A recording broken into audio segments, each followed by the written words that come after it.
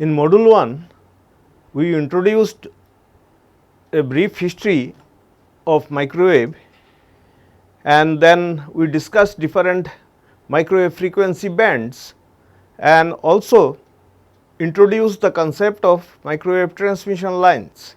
Then we have seen the lumped element representation of microwave transmission line. Thereafter, we developed the telegrapher's equation. Then we discussed the wave propagation on a transmission line. Then we discussed the lossless line and special cases of lossless terminated lines. So, then we discussed lossy transmission lines and also discussed distortionless line. Thereafter, we introduced a graphical tool which is called Smith chart, and we discussed the basics of Smith charts and how this Smith chart can be utilized in solving transmission line problems. In module 2, we discuss waveguides. We briefly describe the different modes of wave propagation, TEM, TE and TM, and then we discuss how we can have TE and TM mode of propagation in rectangular waveguide, their cutoff frequencies. Next, we discuss TE and TM modes in circular waveguide, and we derive expression for cutoff frequency of such modes in a circular waveguide. And finally, in this module, we discuss the attenuation of waves in rectangular and circular waveguides. In this lecture, we will cover the following contents: a brief introduction to waveguides. This will be followed by discussion on TEM, TE and TM waves. Then we discuss the TE modes in rectangular waveguides. Then we consider the propagation of TM mode in rectangular waveguide. So, waveguide is a metallic tube which is used to guide electromagnetic waves. This is in the most basic form. Of course, there are other form of waveguides also there, like dielectric waveguides, but we will discuss only the hollow metallic waveguides. In waveguide, electric and magnetic fields are confined to space within the guide by the surrounding conducting wall. It is possible to propagate several modes of EM waves within a waveguide. These modes correspond to solution of Maxwell's equation for particular waveguide geometry. Now, let us see the most commonly used form of waveguides, which are rectangular waveguide having a cross section that is rectangular, and circular waveguide having a cross section circular. Please note that we are only showing the outline of the waveguide. In a practical waveguide, these metallic walls will have finite thickness, and these dimensions A and B or the radius A, what we are showing here, these are the inner dimensions. Now, TEM or transverse electromagnetic wave, it refers to a wave propagation where electric and magnetic fields are transverse to the direction of propagation. For example, if you consider z axis representing the direction of propagation, then for a TEM wave, both Ez and Hz component will be 0. So, the electric and magnetic field will be confined on the xy plane and may have Ex, Ey or Hx Hy component. For example, if we consider a coaxial transmission line, there the propagation mode is TEM. We have E rho component and H phi component, and there is no Ez or Hz component. In the same manner, transverse electric or TE, in that case Ez component is 0 and Hz is not 0. So, in a transverse electric wave or TE wave, Ez component will always be 0. So, electric field is transverse to the direction of propagation, and the axial component of the magnetic field Hz will not be 0. Similarly, in transverse magnetic case, Hz component will be 0, the longitudinal component, and Ez is not equal to 0. Now, while doing the waveguide analysis, we assume that the waveguide boundaries are perfectly conducting and the dielectric region that is enclosed within this metallic boundary, they are perfect dielectric.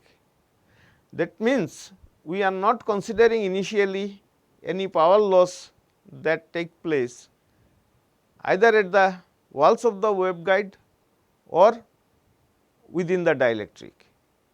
When we consider practical waveguides, there will be small loss of power both in the metallic walls and within the dielectric, and later we will see how we can estimate such losses.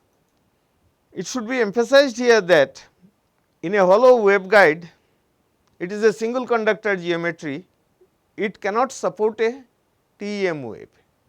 This is because suppose Ez is equal to 0, then in order to support a transverse magnetic field, you require a current in the longitudinal direction. Waveguides being single conductor does not have such current components, and therefore, this type of waveguiding structures cannot support TEM waves. Coaxial cable is a two conductor system, and that is why it can support TEM wave propagation. So, in a metallic waveguide, our solution for the EM waves will be either TE or TM. So, in order to find these solutions, we assume that the fields are time harmonic.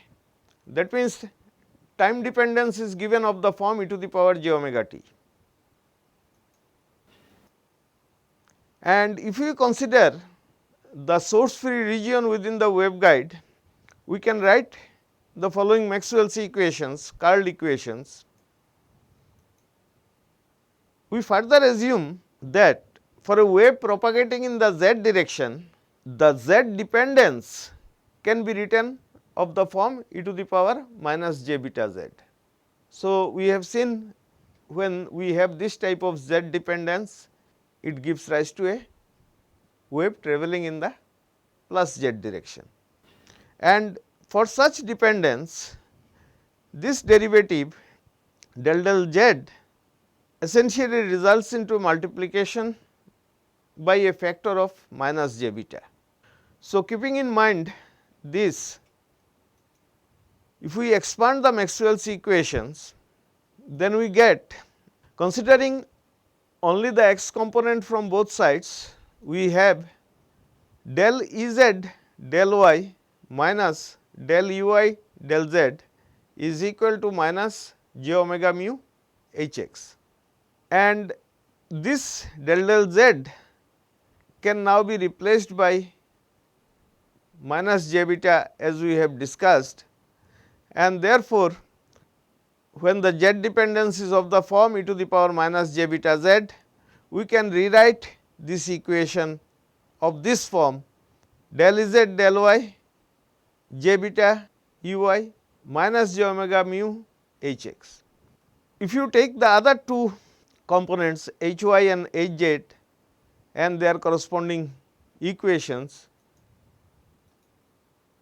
then we can get these two sets of equations, and if you consider curl of H is equal to j omega epsilon E, then we get this set of equations. Now, the complete set of equations are shown here. From this set of equation, what we can do, now we can see that different field components, how they are related to each other. What we can do, we can express Ex, Ey, Hx and Hy. Please note that these are the transverse components in terms of Ez and Hz, which are the longitudinal components. So, how we can have this relationship? If we consider, for example, the first equation, then we can write Hx is equal to minus 1 by j omega mu del Ez del y minus j beta ui from this equation. And please note that this equation involves Ey, so it has Ez and Ey. Ez is the component which we want to retain, Ey is the component we want to substitute. Now, from this equation we find that this involves Ui, Hx and Hz. So, if we substitute Ui from this equation, we can write Ui of this form 1 by j omega epsilon minus j beta Hx minus del Hz del x. Now, this Ui can be substituted in the first equation of Hx. Once we do that,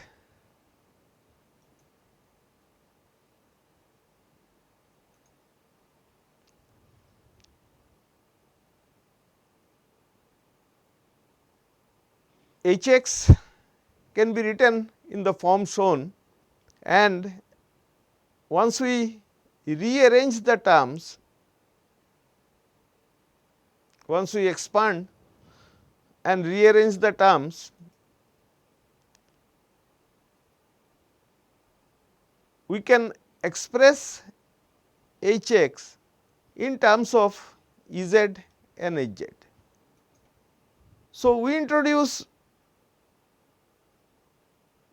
k square equal to omega square mu epsilon and kc square is equal to k square minus beta square. So, once we introduce, this is the wave number and this is the kc is the cutoff wave number, we will see, and in terms of k and kc, we can now write Hx is equal to j by kc square omega epsilon del Ez del y minus beta del Hz del x. Please note that here we have now been able to express the transverse component Hx in terms of Ez and Hz. If we proceed in the same manner for other field components Hy, Ex and Ui, then we get a set of 4 equations which is shown here.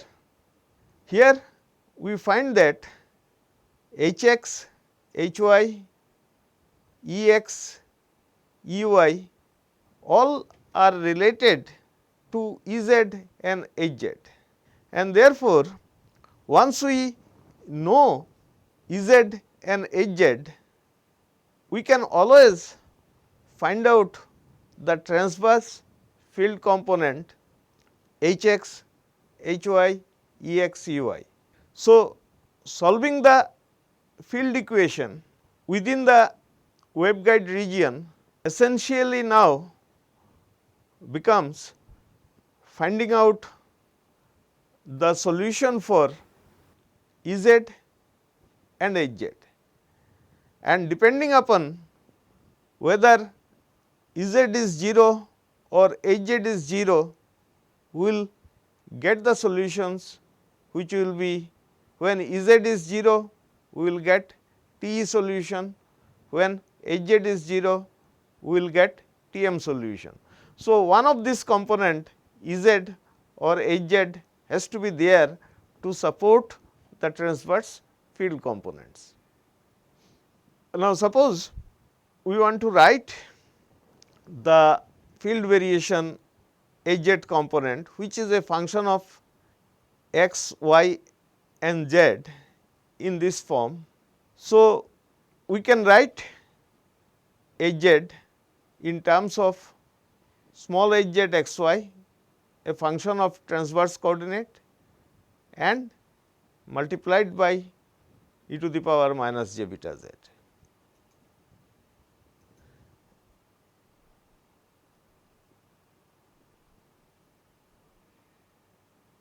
Now, starting from curl of H equal to j omega epsilon E, if we take curl on both sides and then expanding curl of H as minus del square H plus the gradient of divergence of H, and substituting curl of E to be equal to minus j omega mu H, we get a equation of this form. And since we have divergence of H equal to 0, so this equation can be now written as del square H plus k square H equal to 0. So, considering the z component of the magnetic field, we can write del square H z plus k square H z is equal to 0, and substituting H z as a function of, as small h z as a function of x and y and e to the power minus j beta z, then we can write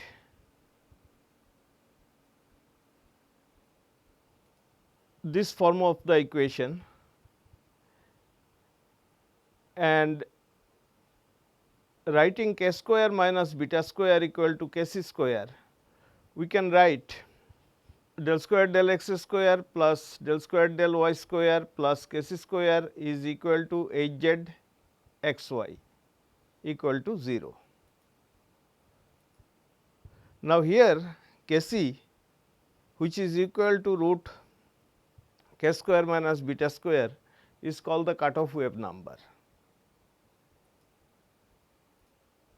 The partial differential equation given by del square del x square plus del square del y square plus k c square h z x y is equal to 0. This can be solved by the method of separation of variables, that is, we assume that h z can be expressed of the form x of x into y of y, and then substituting for h z and then dividing both the sides by x y, we get a equation of this form: 1 by x d square x dx square plus 1 by y d square y dy square plus k c square is equal to 0. Now, we define two separation constants k x and k y, and if we write 1 by x d square x dx square plus k x square equal to 0, in that case we can write this equation of this form d square x dx square plus k square x is equal to 0. Similarly, the other equation can be written as d square y dy square plus ky square y equal to 0, where we find that kc square is equal to kx square plus ky square. So, once we have these equations separated, now these equations, the solution are standard solutions, and therefore, we can now write general solution for Hz. We can write it is a kxx plus b sin kxx into c kyy plus d sin kyy, and these parameters a, b, c and d, these constants are to be evaluated from the boundary condition. So, let us now see what are the boundary conditions in a rectangular waveguide when T modes are being propagated. So, for T modes, we can write Ez equal to 0 and Hx and Hy can be written in this form. Similarly, Ex and Ey component also can be written. Please note that here Ex, Ey, Hx, Hy all expressed in terms of Hz, and Hz we can write a cos kxx plus b sin kxx into c cos kyy plus d sin kyy and e to the power minus j beta z. Now, we have to find out Hz component such that this is the general form of Hz. We have to write Hz in such a way that this tangential electrical component Ex and Ey, they satisfy the boundary condition on the surface of the waveguide, and these boundary conditions can be written as Ex component is 0 for y equal to 0, y equal to b, and Ey component is 0 for x is equal to 0 and x is equal to a. So, once we apply this boundary condition, we have to find Hz which satisfies this boundary condition for Ex and Ey, and the solution of Hz that satisfies this type of boundary condition for Ex and Ey will be of this form: a m n cos m pi x by a cos n pi y by b e to the power minus j beta z. Here we find that kx is actually m pi by a, ky is equal to n pi by b, and it can take values m equal to 0, 1, 2, similarly n is equal to 0, 1, 2, like that, and a m n is a arbitrary amplitude constant.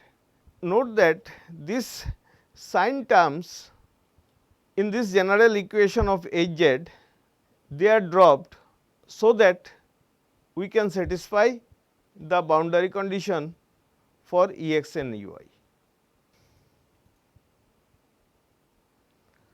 Now, we can write the propagation constant beta to be equal to root of k square minus k c square, which is k square minus m pi by a whole square minus n pi by b whole square.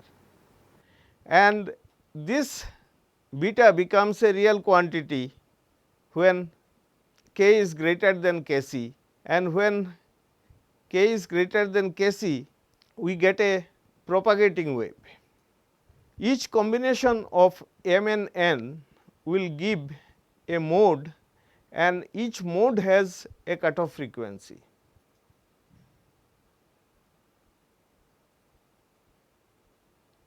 Now, the cutoff frequency for the m nth mode is given by 1 by 2 pi root epsilon mu under root m pi by a whole square plus n pi by b whole square,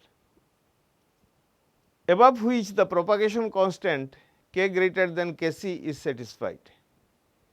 The mode with the lowest cutoff frequency, it is called the dominant mode.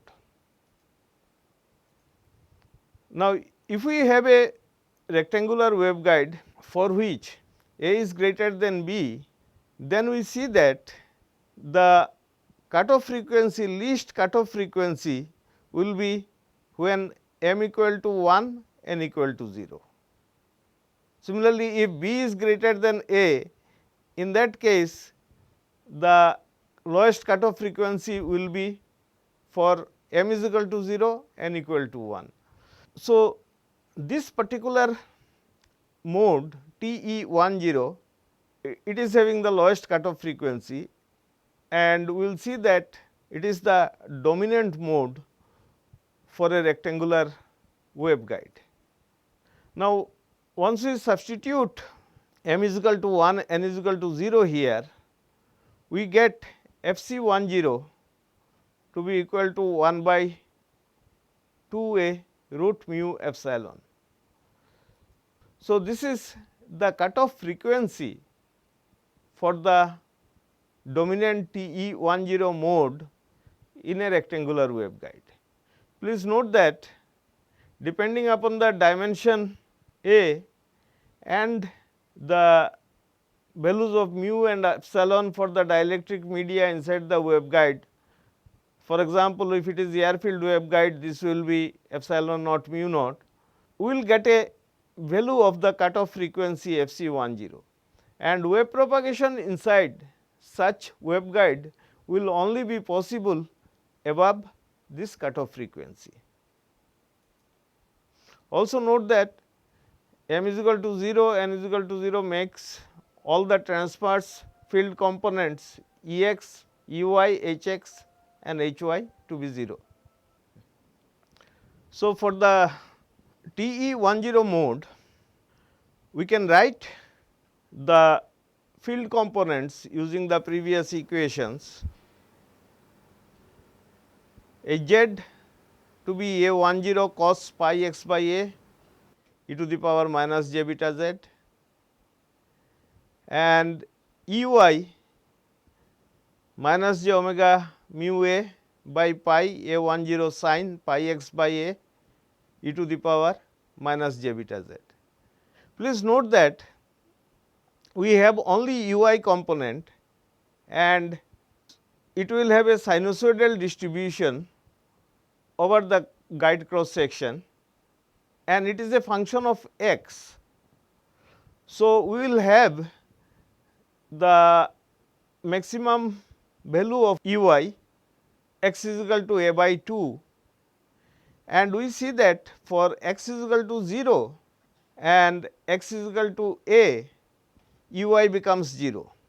So, this is the boundary condition which is satisfied by Ui, and apart from Hz, the longitudinal magnetic field component, we have another transverse magnetic field component which is given by minus j beta a by pi A10 sin pi x by a e to the power minus j beta z, and Ex, Hy, Ez all are 0.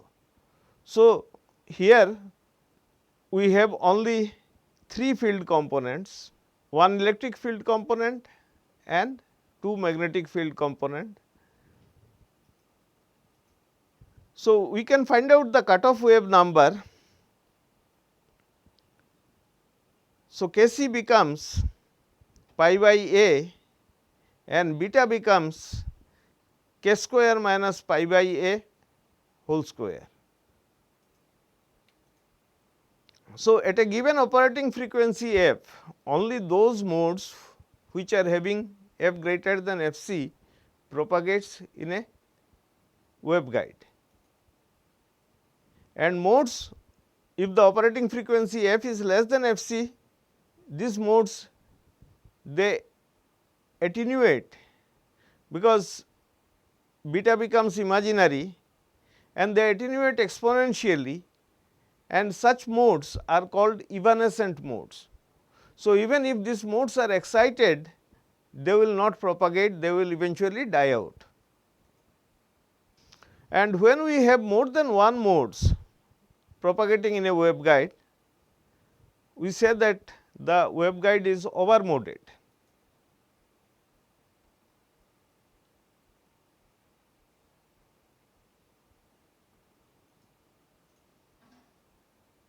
So, we have the E x and H y component in a for the T mode of propagation can be written in this form, and therefore, the wave impedance Z T E, which is defined as E x by H y, and this becomes equal to k eta by beta, where this eta is root mu by epsilon, the intrinsic impedance of the media, dielectric media, and also omega root mu epsilon is equal to k.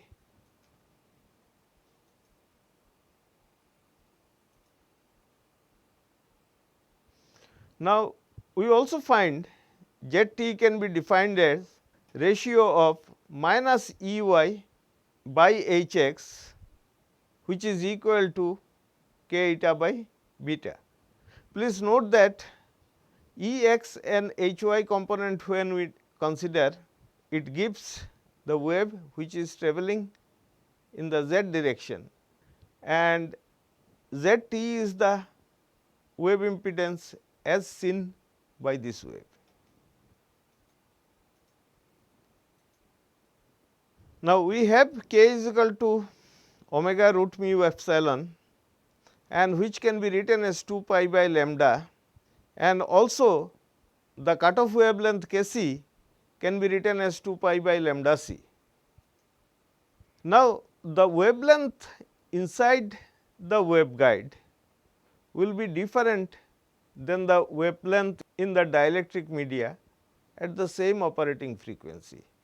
So, this can be seen by considering the fact that guide wavelength lambda g inside a waveguide for the propagation constant beta will be given by 2 pi by beta, whereas if we substitute beta in terms of root of k square minus k c square, and therefore, we can write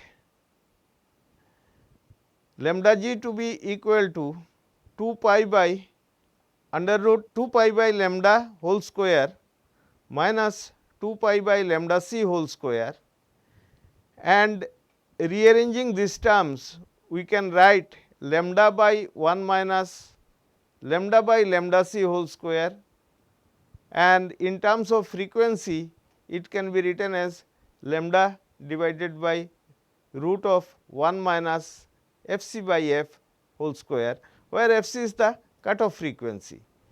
Now, please note that f c will be less than f for a wave which is propagating within the waveguide, and therefore, 1 minus f c by f whole square, this will become a fraction, and lambda g will be greater than lambda, where lambda is the wavelength in the dielectric media.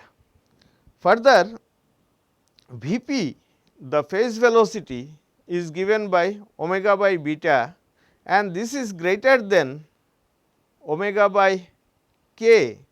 Omega by k is the velocity in the dielectric media, which is given by 1 by root mu epsilon.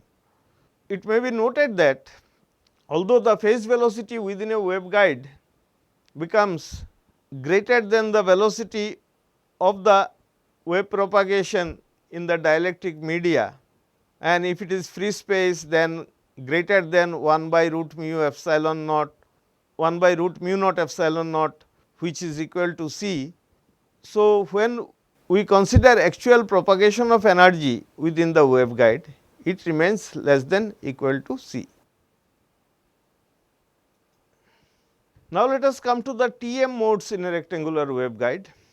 For the TM modes, we have Hz, the longitudinal component of the magnetic field, to be 0, only the transverse components of the magnetic fields are present, and Ez, the longitudinal component of the electric field. By our previous argument, we can write in this form Ez x y, a function of x and y, and z dependence is given by e to the power minus j beta z. Now, we have beta is given by root of k square minus k c square, and h x, h y, similarly E x and E y in terms of E z can be expressed in the form shown, and similar to T case, considering z component of the electric field, we can write the wave equation del square E z plus k square E z equal to 0, and substituting E z in terms of the small e z x y, which is the transverse variation due to the transverse coordinate, multiplied by e to the power minus j beta z, we can write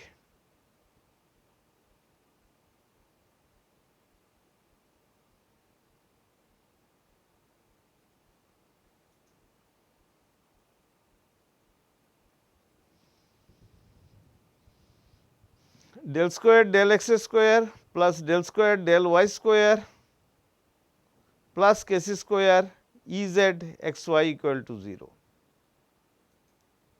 and k c as before is the cutoff wave number. Now, as before, this partial differential equation can be solved by the method of separation of variables, assuming E z to be equal to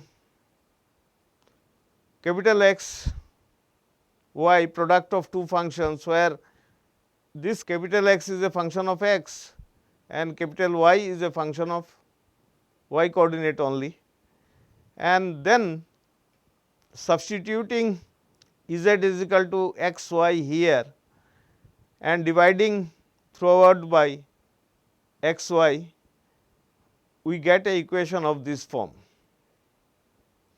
Once again, we introduce the separation constants k x k y, and we can separate these two equations.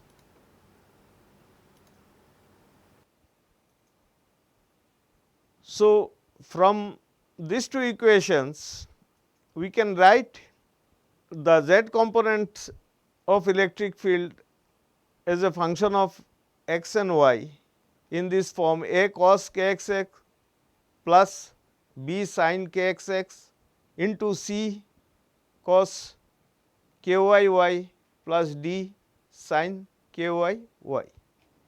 Now, this A B C D are to be determined from the boundary conditions,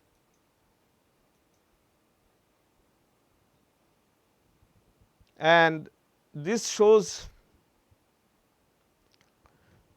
the Ez component, Z component of the electric field in the general form. Now, when it comes to applying boundary condition, here we see that we can directly apply the boundary condition on the Ez component, and the conditions are Ez component, it is 0 for y equal to 0, y equal to b, and similarly Z is equal to 0 for x is equal to 0 and x is equal to a. So, the solution from the general solution of Ez which satisfy this boundary condition can be obtained as Ez x y z is equal to some b m n sin m pi x by a sin n pi y by b e to the power minus j beta z. Please note that here the k x evaluates to be m pi by a, but we can take the values of m as 1, 2, 3 etcetera, not 0. Similarly, k y is given by n pi by b, and the values of n that we can take again 1, 2, 3 etcetera, not n equal to 0, because if you put either m or n equal to 0, Z becomes 0. B m n here is the arbitrary amplitude constant, and each combination of m and n will give a mode.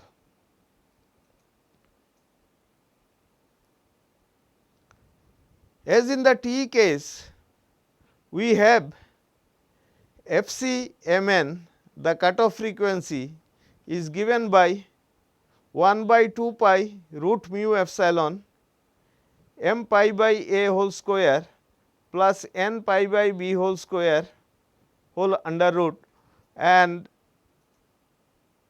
we observe that the lowest order mode that is possible for T m case is T m 1 1. The wave impedance related to the T m modes can be found out in the same manner as in T e. It is E x by h y is equal to minus E y by h x. Now, here in this case it is beta eta by k.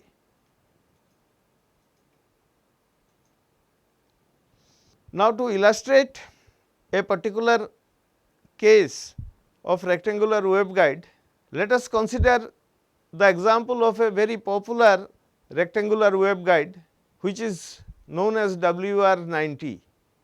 Here WR is waveguide rectangular and 90 stands for 0.9 inch, that means the larger dimension A is 0.9 inch, and therefore, in terms of centimeter A is 2.286 centimeter, and for W190 B is 1.016 centimeter. For such air-filled waveguide, the cutoff frequencies for different modes of propagation we can calculate, and we find that the cutoff frequency for TE10 mode is 6.562 gigahertz. Similarly, the next mode is TE20 having a cutoff frequency of 13.123 gigahertz. The next mode is TE01 which is having a cutoff frequency of 14.764 gigahertz. Now, please note that below 6.5617 gigahertz, with this guide dimension, the propagation inside the waveguide is not possible. So, above 6.5617 gigahertz, if we operate the waveguide, we will have TE10 mode launched first, and then if we operate the waveguide above 13.123 gigahertz, then we have both the propagation possible. So, from 6.5617 to 13.123, in this frequency range, the dominant mode TE10 mode only propagates in such waveguide, and therefore, W190 is often used in the X band of frequencies, that means from 8 to 12 gigahertz, when we require single mode propagation.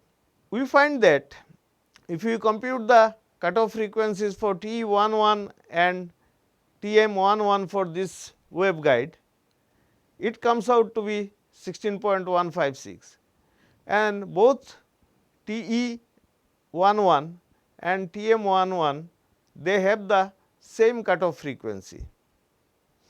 And when we have this type of a scenario that two modes have the same cutoff frequency, this type of modes are called degenerate modes. For example, here TE11 and TM11 are degenerate modes. So, in this lecture we have studied the TE and TM mode propagation in a rectangular waveguide, and we have derived the mathematical expressions which describe the propagation of such mode. In the next lecture, we will consider the wave propagation in a circular waveguide, and we will consider the TE and TM mode of wave propagation in a circular waveguide, and we will find expression for the cutoff frequencies for TE and TM modes in a circular waveguide.